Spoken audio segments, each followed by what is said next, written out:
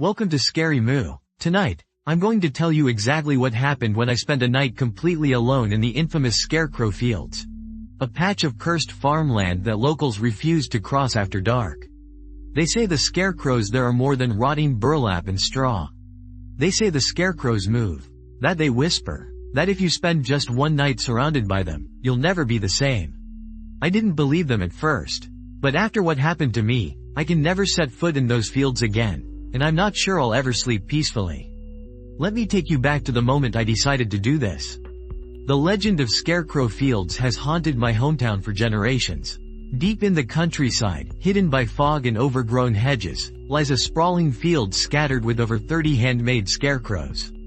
Each one is different. Some with crooked wooden arms jutting out like broken wings.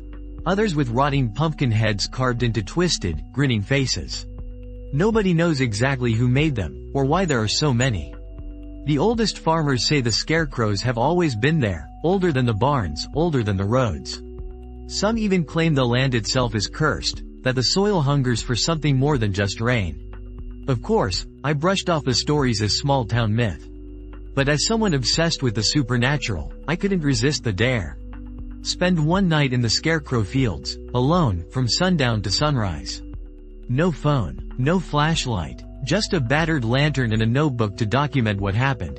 I promised myself I'd stay no matter what, no matter how many strange noises I heard in the dark.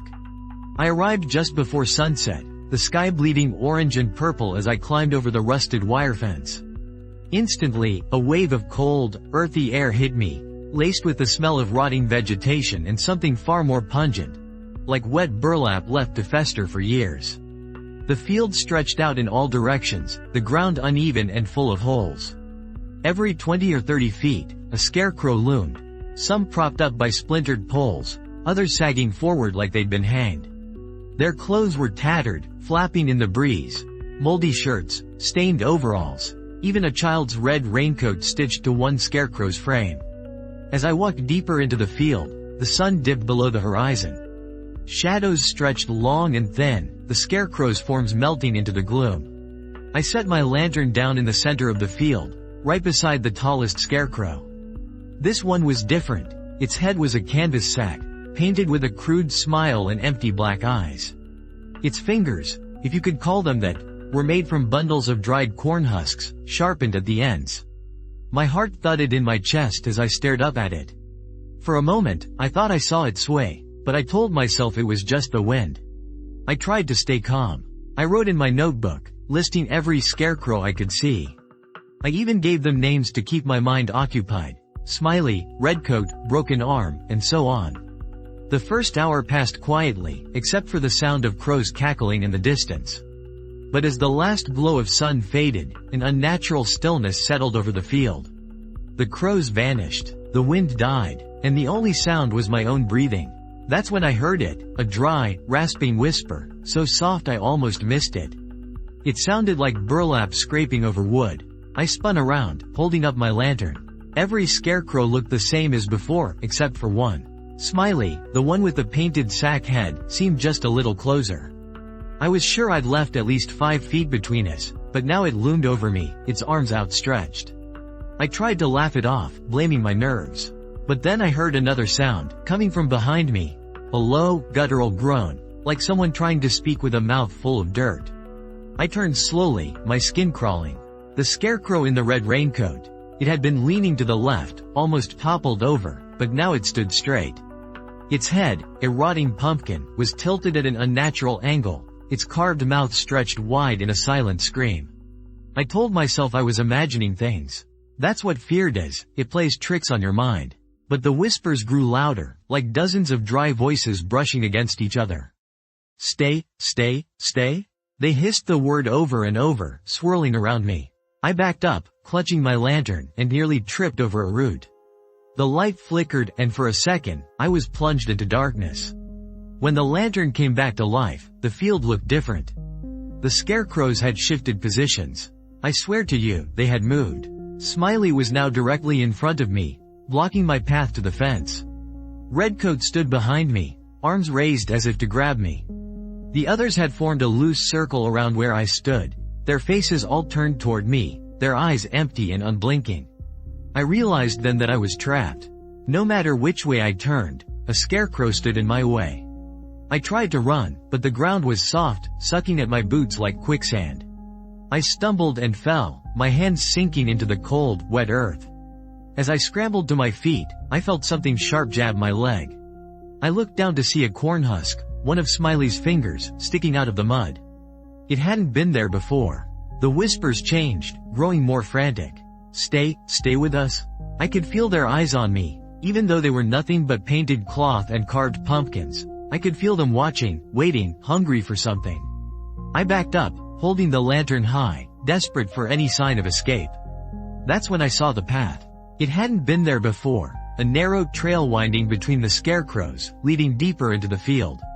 I knew I shouldn't go, but something compelled me to follow. Maybe it was the only way out. Maybe it was just the only way forward. I walked down the path, the scarecrows closing in behind me. Their whispers grew louder, more insistent. I could feel their breath on my neck, hot, rotten, suffocating. The lantern flickered again, and for a moment I saw something moving behind the scarecrows. Shadows that didn't belong to any person or thing I recognized. They twisted and writhed, slipping between the rows as if searching for a host. The path ended at a circle of scarecrows, all of them facing inward, their arms interlocked. In the center stood the oldest, most decayed scarecrow of them all, its body little more than a skeleton wrapped in moldy rags, its head a burlap sack stained with something dark and sticky. Its mouth was sewn shut with rusty wire, but its eyes were wide open, painted with black circles that seemed to stare straight through me. The whispers stopped. In the silence, I heard something else, a heartbeat, slow and heavy, pounding beneath the soil. The ground trembled with each pulse. I dropped to my knees, unable to stand. The air grew thick, choking me with the scent of grave dirt and rot. Then, the scarecrow's mouth split open. The wires snapped, and a thick, black ooze dripped from the gash. The scarecrows began to sway, their arms lifting and falling in unison. I realized they were performing some kind of ritual, a harvest, but not of crops. Of souls. I tried to scream, but no sound came out. My throat was filled with dust, my lungs burning.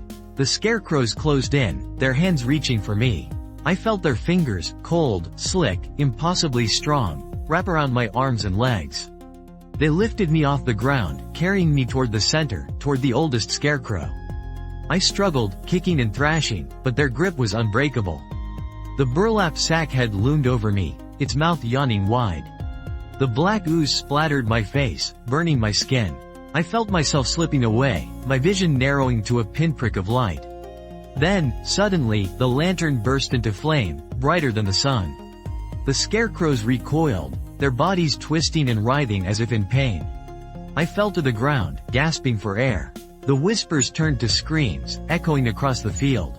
I crawled away, blind and terrified, the fire from the lantern lighting my path. Behind me, the scarecrows wailed, their bodies collapsing into heaps of straw and cloth. The oldest scarecrow burned with a sickly green flame, its eyes melting into black rivulets. I ran, tripping over roots and rocks, the screams fading into silence.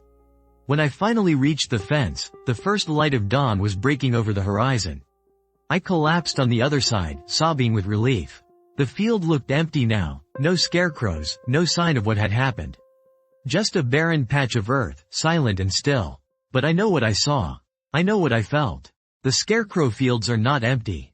They're waiting for the next fool to cross the fence, to join their harvest. There are things I didn't tell you yet. The nightmares, for one. Every night since I left that field, I've dreamed of scarecrows. Sometimes I wake up and swear I can smell the rot, feel the straw scratching at my skin. Sometimes I hear the whispers, calling me back. Stay with us. I've tried to warn people, but nobody listens. They think I'm making it up for attention. But I know the truth. The scarecrow fields are alive. They feed on fear, on loneliness, on anyone desperate enough to step into the darkness. If you ever find yourself near those fields, do not go in at night. Do not listen to the whispers. And whatever you do, never follow the path. People have asked me if I'll ever go back. The answer is no. Not for any amount of money, not even for 1 million subscribers. Whatever lives in those fields wants more than just to scare you. It wants to claim you, body and soul. There are scars on my arms where the scarecrows grabbed me. They don't heal, no matter what I do. Sometimes I wake up and find bits of straw in my bed, or muddy footprints on the floor. Sometimes, when I look in the mirror, I see something moving behind me, something tall, with empty black eyes and a crooked smile. I survived a night alone in the Scarecrow Fields, but I'm not sure I ever really left. Part of me is still there, trapped among the whispering scarecrows, waiting for someone else to join me. So if you ever hear your name carried on the wind, if you ever see a scarecrow where there wasn't one before, run. Don't look back, don't listen to the whispers. And whatever you do, don't stay after dark. Thank you for listening to my story. If you want to hear more true horror tales from the edge of sanity, make sure you subscribe to Scary Moo. Share your own creepy experiences in the comments. I want to know what haunts you at night. And remember, never go anywhere alone that the locals warn you about. Some legends are true, and some places, once they claim you, never let you go. Stay safe, stay scared, and stay away from the Scarecrow Fields.